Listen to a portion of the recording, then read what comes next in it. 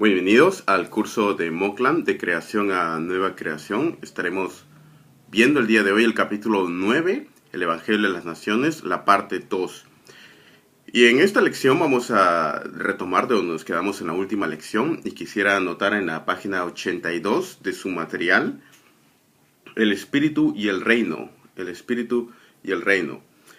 Los discípulos le hacen una pregunta interesante al Señor en Hechos 1:6. Le preguntan: Señor, ¿restaurarás a Israel, restaurar la casa de Israel en este tiempo? A lo cual el Señor responde: no les corresponde a ustedes saber los tiempos ni las épocas que el Padre ha fijado en su sola autoridad, pero recibirán poder cuando el Espíritu Santo venga sobre ustedes, y serán mis testigos en Jerusalén, en toda Judea, en Samaria y hasta los confines de la tierra.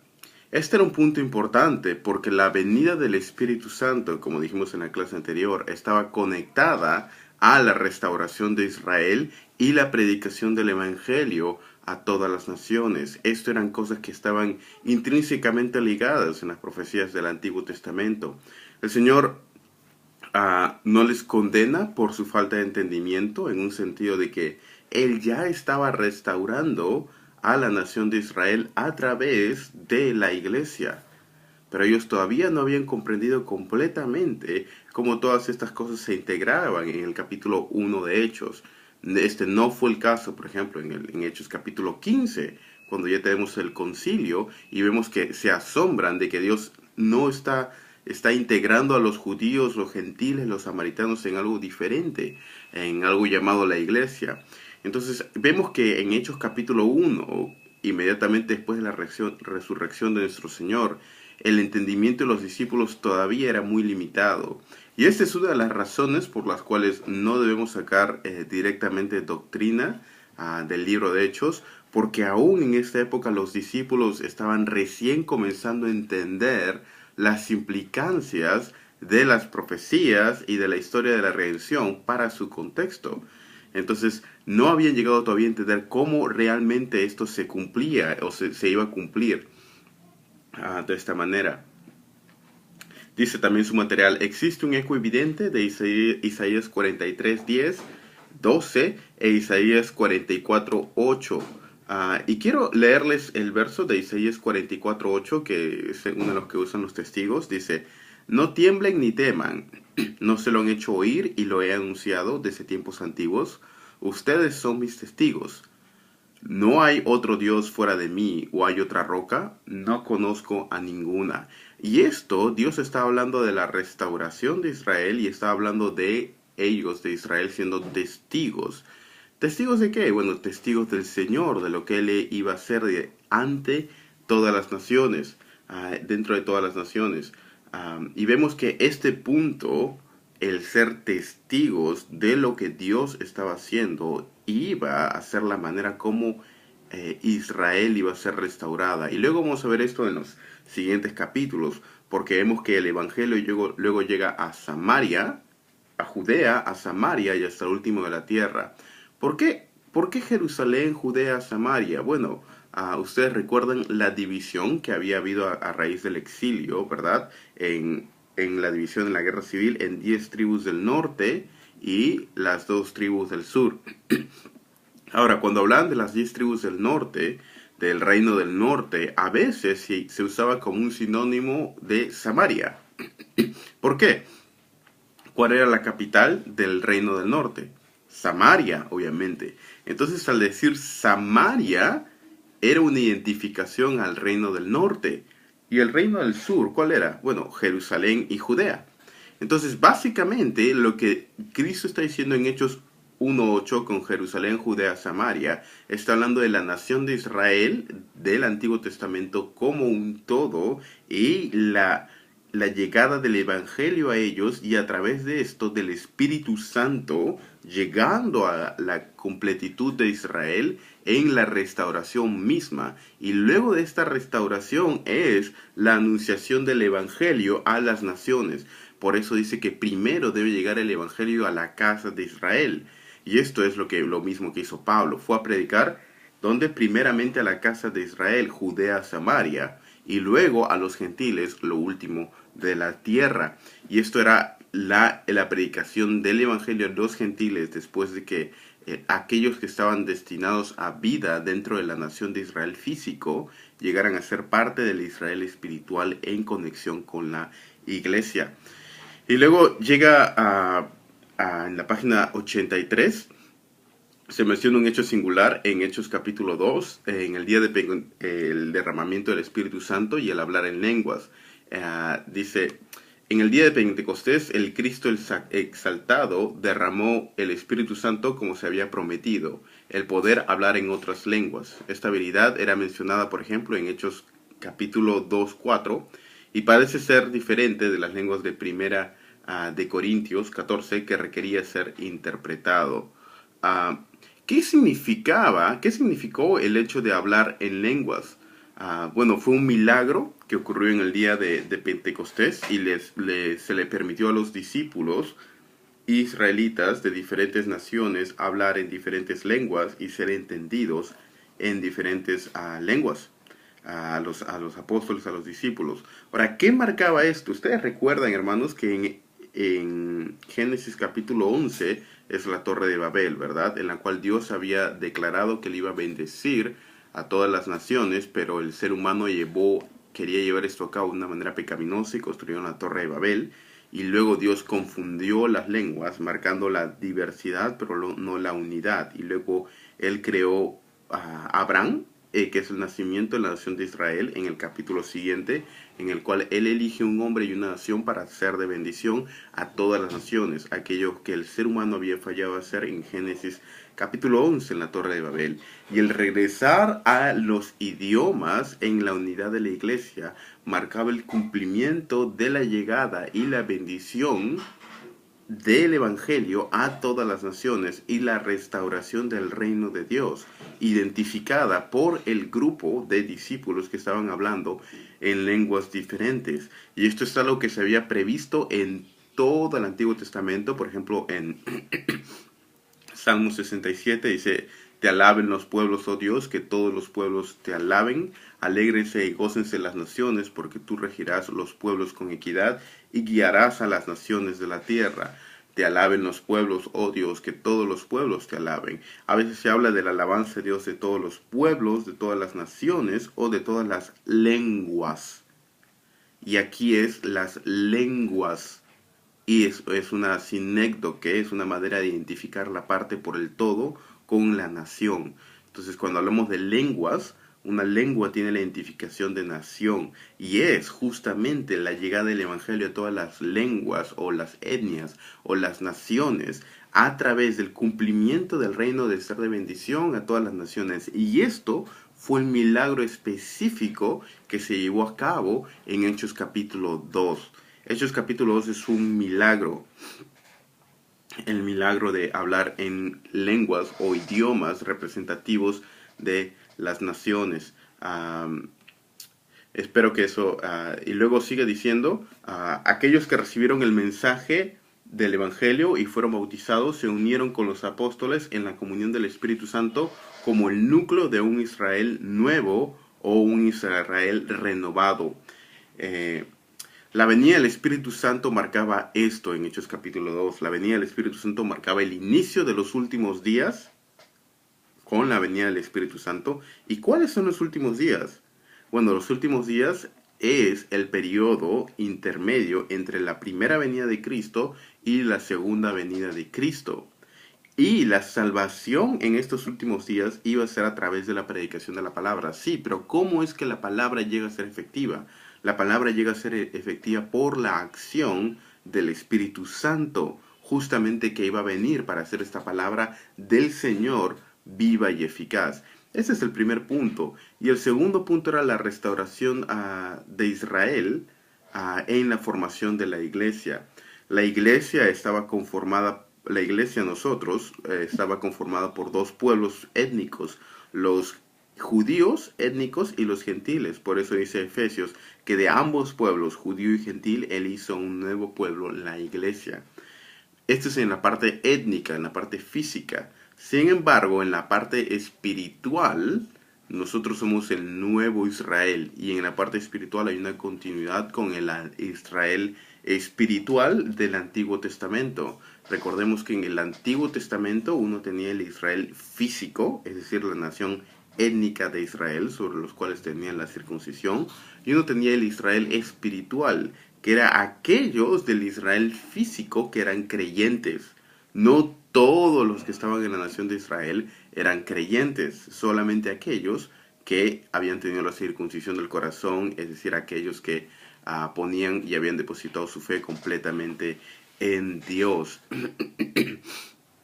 Luego sigue avanzando la narrativa en Hechos. Hechos capítulo 8, se hace mención de la visita de Pedro y Juan a Samaria. En Hechos capítulo 8, versos 14 al 17,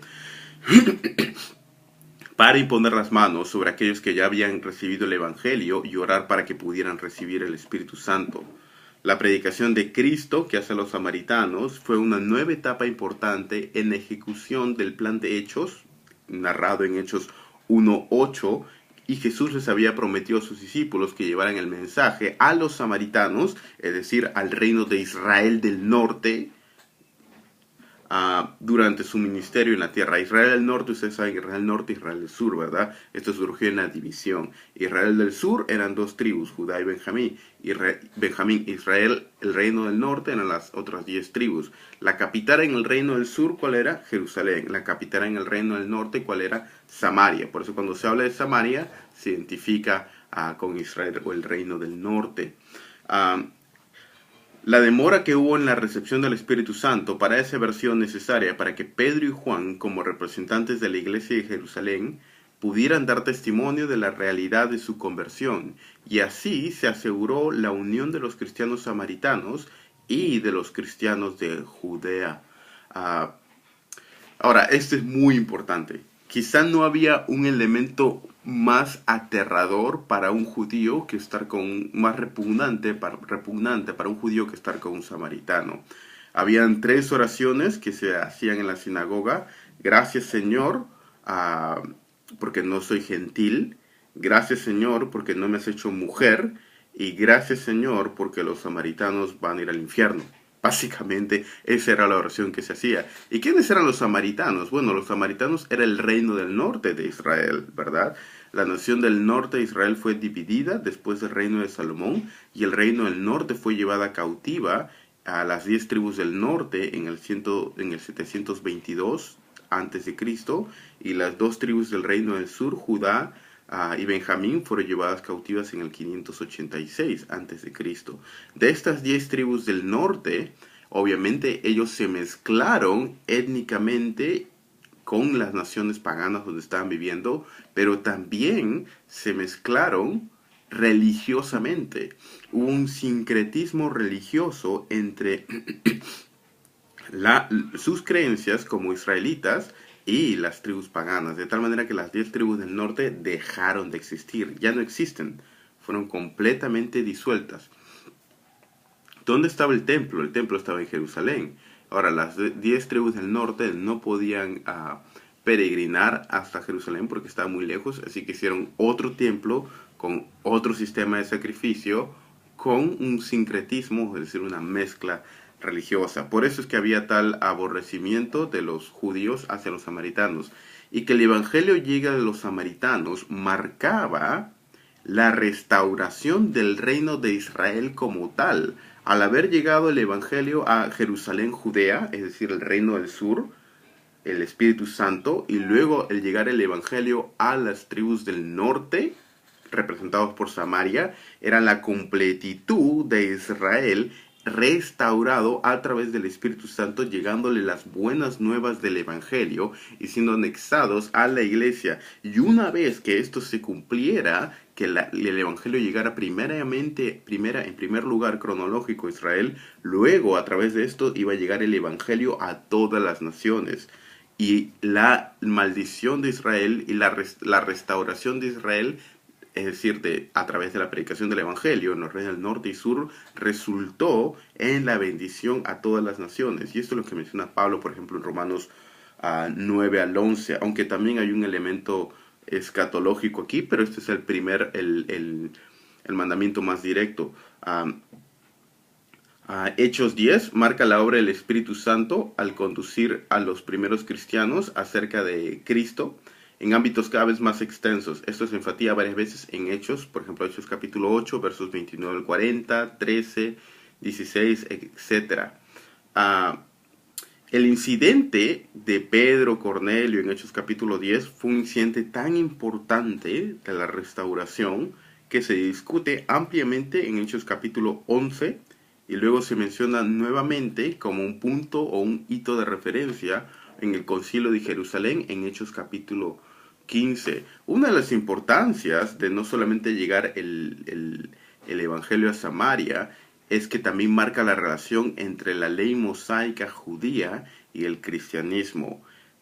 La importancia era esta, que para los judíos, los reinos del norte en Samaria eran considerados como una mezcla de las prácticas judías con prácticas paganas, por lo cual los judíos más conservadores decían, ellos se han mezclado, entonces para que sean restaurados verdaderamente al verdadero Israel, hasta aquí ellos están pensando en Israel, todavía están en una época de transición, entonces para ser restaurados verdaderamente, para que la nación sea restaurada de esta manera, tienen que guardar nuevamente lo que el pacto en la ley mosaica decía, ¿verdad? Si esta es la ley, esto es lo que había sido dado.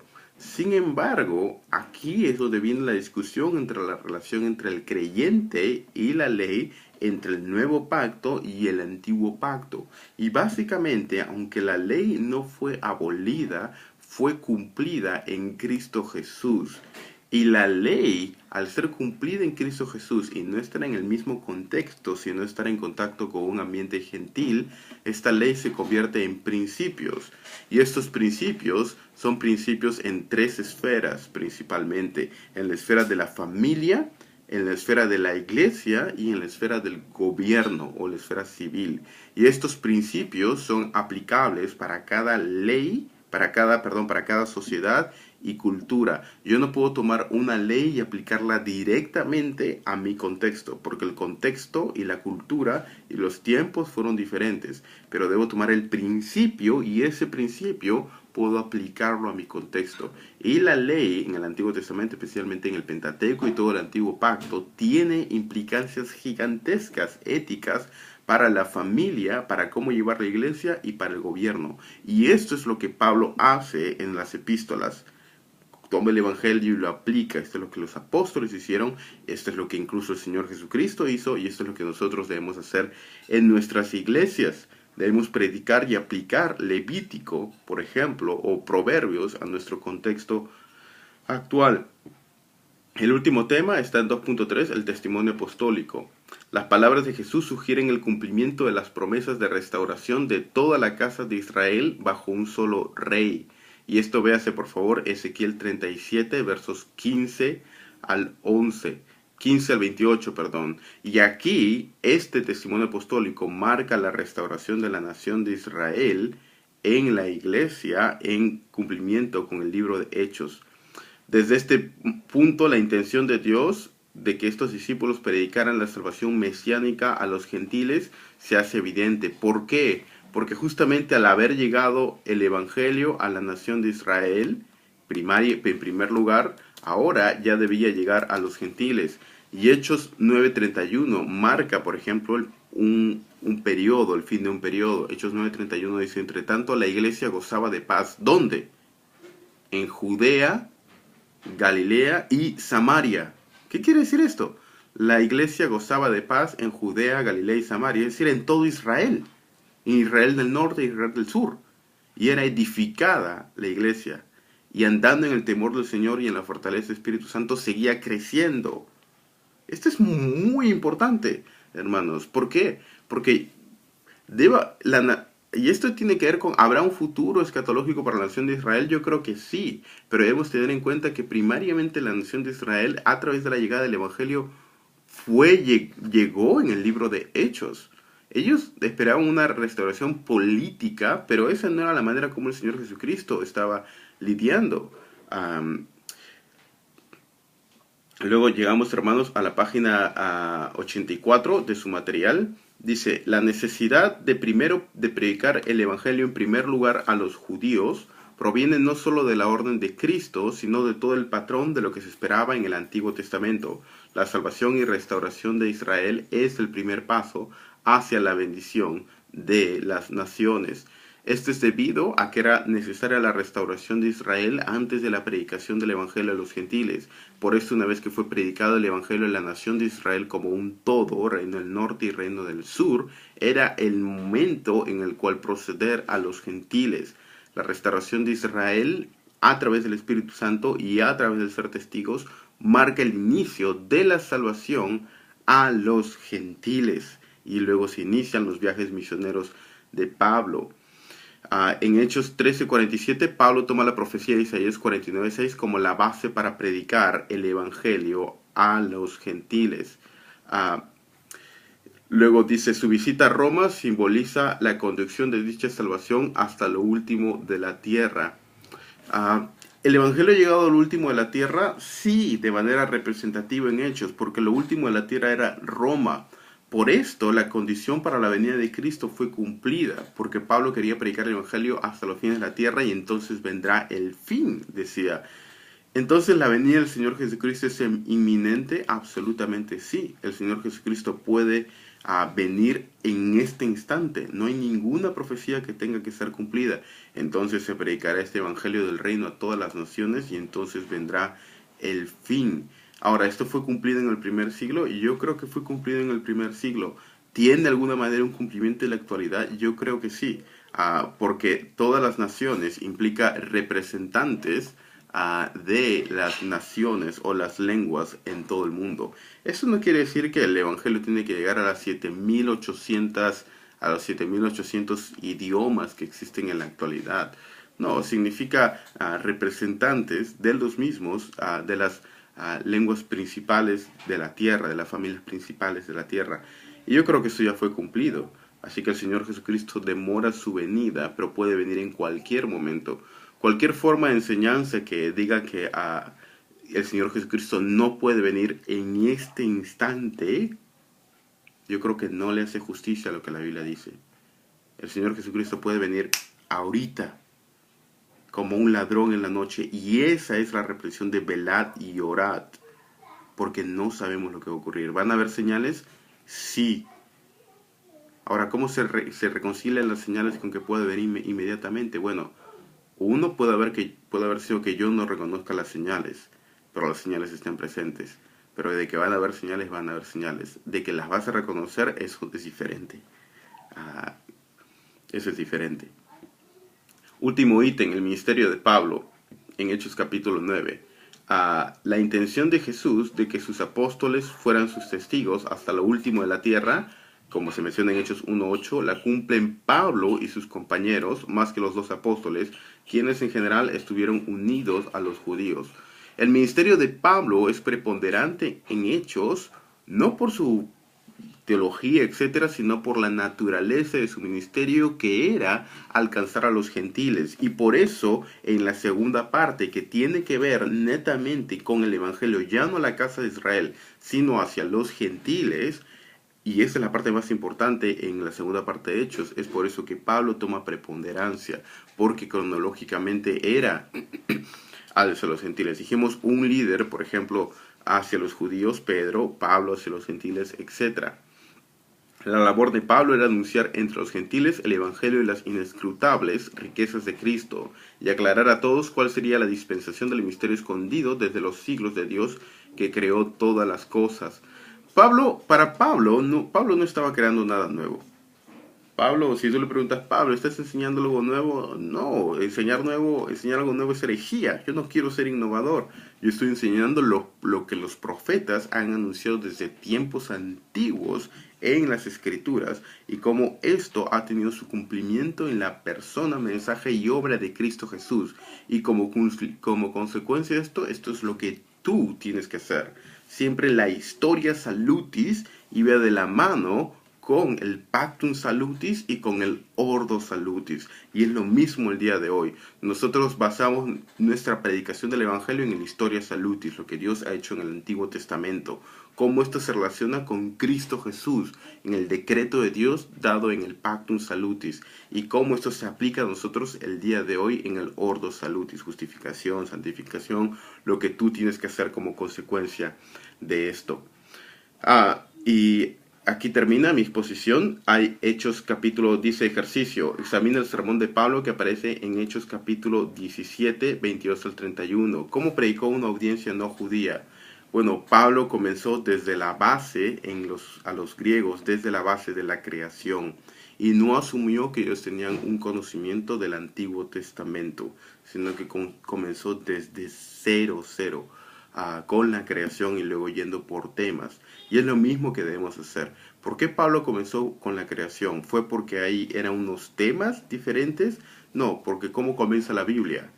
En el principio creó Dios los cielos y la tierra, etc. Y es lo mismo para nosotros. Debemos comenzar no necesariamente desde Génesis 1:1, pero sí debemos comenzar desde la imputación del pecado en Adán y la imputación de justicia en Cristo Jesús. Y luego a partir de ahí, cómo la historia de la redención se desarrolla y tiene su cumplimiento en la persona de Cristo Jesús. Cristo es el Evangelio. El Antiguo Testamento, el Nuevo Testamento, la historia de la salvación es el Evangelio. No son 5 leyes espirituales, no son 5 puntos del calvinismo. Es la historia de la redención en Cristo Jesús. Y es por eso que estudiamos teología bíblica y teología sistemática que va de la mano, pero en ese orden. Que Dios les bendiga y nos vemos en una próxima oportunidad. Hasta luego.